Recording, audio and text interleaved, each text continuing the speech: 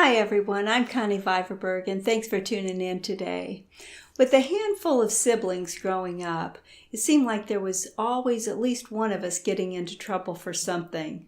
My brother, for example, was a bit of a daredevil and didn't like being told no. Needless to say, his occasional bullheadedness could spark attention and concern. He was his own person and a free-spirited, strong-willed child. Sometimes our parents would chasten him by removing privileges. Other times he'd get disciplined and sent to his room. It was usually not for anything terribly serious, but rather just an accumulation of little foxes that needed to be nipped in the bud early on in order to help him better consider his ways.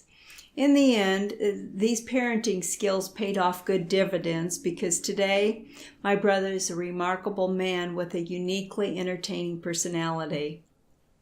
To see how this personal story about correction, discipline, rebuke, and even warning can relate to each of our lives today, let's look to the book of Revelation.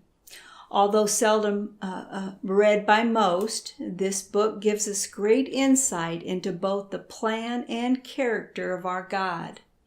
In chapters 2 and 3, we see the great apostle John, the apostle of love, was given an incredible vision by the Lord that contained 7 very distinctively different messages for 7 select churches. In general, John began each of his messages with an affirming compliment from the Lord about all the good and the faithful things that the churches were doing. After this, however, his messages addressed some very serious and sobering corrections that needed to be heard and heeded.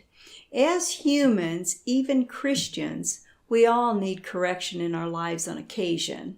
None of us are exempt. And although it's never pleasant for any parent to discipline their children, it's nonetheless one of the methods that the Lord uses to bring improvement, growth, and advancement into our lives for our benefit as well as His. As our Heavenly Father, He also has the absolute right to correct or discipline any of us in any way He chooses. It can come through His written word, His small, still voice within, an inspired dream, or like with the Apostle John, He can use another person of His choice to bring forth His message. Whichever way the Lord chooses to do so, and they are unlimited, He tells us in His Word in Hebrews 12:5, and I'll read it from the Bible here. Hebrews 12:5, "My son, do not despise the chastening of the Lord, nor be discouraged when you are rebuked by Him. For whom the Lord loves, He chastens, and scourges every son whom He receives." Okay, I think that's about enough for today. So thank you for tuning in, and have a great day. God bless.